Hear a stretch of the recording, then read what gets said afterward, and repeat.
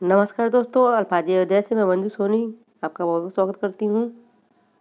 1 नवंबर को कार्तिक मास शुरू हो रहा है 2020 का, जिससे शास्त्रों में उत्तम मास भी कहा गया है। इस महीने व्रत, पूजा और स्नान का विशेष महत्व होता है। इसके साथ ही कार्तिक मास में तुलसी पूजा का भी महत्व बहुत बढ़ जाता है।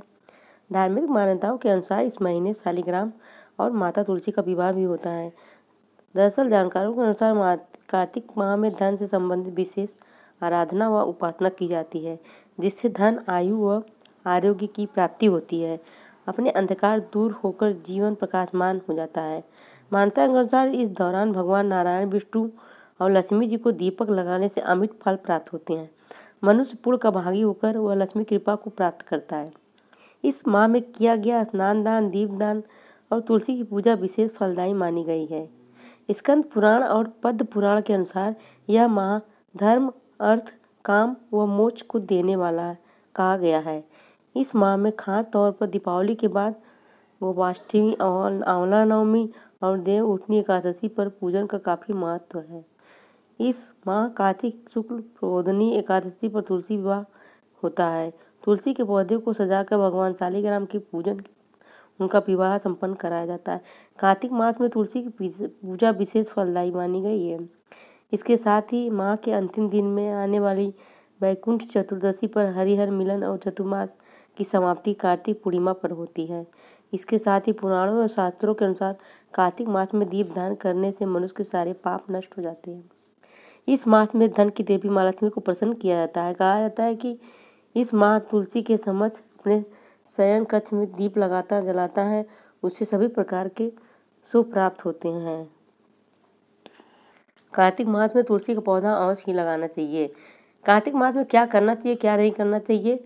पवित्र नदियों में स्नान करना चाहिए। कार्तिक मास में पवित्र नदियों में स्नान करने से विशेष महत्व बताया गया है। अगर नदियों में जाकर स्नान करना संभव नहीं है तो घर में ही गंगा जल युक्त जल स्नान करने के लिए भगवान विष्णु को ध्यान करना चाहिए। पद्म पुराण में बताया गया कि ब्रह्म मुहूर्त में पवित्र नदियों में स्नान करने से धरती के जितने तीर्थ स्थान हैं उनका पुण्य मिलता है, साथ ही मोक्ष की भी प्राप्ति हो जाती है। तुलसी की पूजा करना चाहिए। शास्त्रों के अनुसार कार्तिक मास में तुलसी पूजन और उनका सेवन बहुत विशेष महत्व है। तुलसी के पौधे में माँ लक्ष्मी और धन कुबेर की कृपा होती है। इस माह में सुबह शाम तुलसी की पूजा करने से घर में सुख, शांति, संपन्नता बनी रहती है। ऐसे आती है सुख समृद्धि। संध्या के समय भगवान विष्णु का स्मरण करके तिल का तेल का दीपक जलाएं, इससे सुख समृद्धि मुक्ति मिलती। कार्तिक मास में भगवान विष्णु ने कुबेर से कहा कि जो भक्त कार्तिक मास में मेरा पूजन और दीप दान करेगा उसे धन की कभी कमी नहीं होगी। नदी तालाब में दीप को प्रवाहित करना चाहिए। प्रातःकाल शाम के समय नदी तालाब में दीप दान करना चाहिए। अगर नदी या तालाब में जाना संभव न हो तो तुलसी को ही दीप दिखा दें। इस माह में तुलसी की पूजा बहुत ही उत्तम फलदायी है। इसी महीने में भगवान शालिग्राम के तुलसी विवाह होता है। कार्तिक मास में पलंग पर सोने के बजाय भूमि पर बिस्तर लगाकर सोना चाहिए। इससे आत्मिक शुद्धि और मानसिक शांति मिलती है। क्रोध, अहंकार को दूर करने के लिए भी उत्तम अच्छा उपाय माना गया है। लेकिन ध्यान रखें कि भूमि पर बिना बिस्तर के नहीं सोना चाहिए। बिना बिस्तर के सोना स्वास्थ्य और धार्मिक दृष्टि से अच्छा नहीं माना गया है।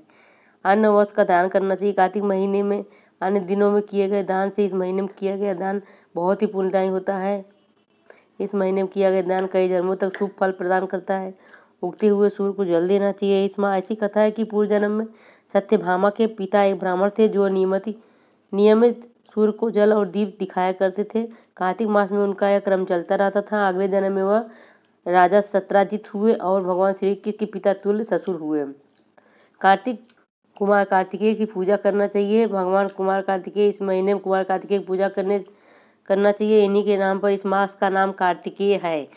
उन्होंने इसी महीने में देवताओं का सेनापति बनकर तारकासुर का वध किया था और देवताओं को स्वर्ग दिलाया था।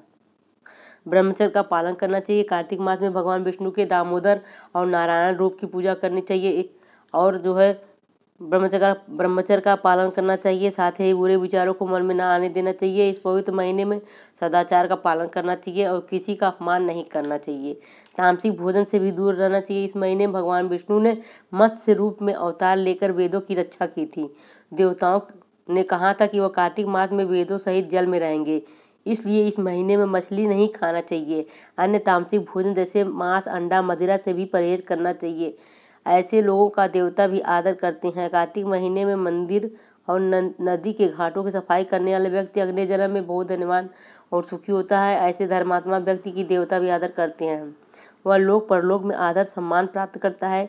देवी सत्यभामा को श्री कृष्ण ने बताया था, पूर्व जन्म में कार्तिक महीने में मंदिर की सफाई करने की वजह से ही उन्हें धन संपदा का सुख मिला है।